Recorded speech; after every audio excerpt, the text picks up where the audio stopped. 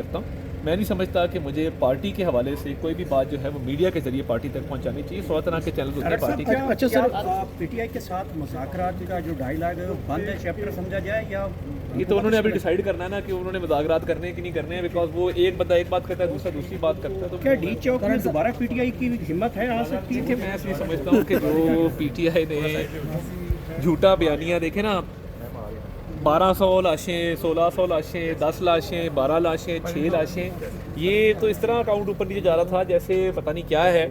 और इन्होंने क्योंकि बिल्कुल झूठ बोला, सियासी तौर पे कमज़ोर हो चुके हैं। और बुशरा बीबी ने जो पथराव करवाया अली अमीन पे जो बोतले लोग मार रहे थे, जो गालियाँ दे रहे थे, जो पथराव कर रहे थे, वो बुशरा बीबी कह रही थी कि हमने डी चौक जाना है, जल्दी करो।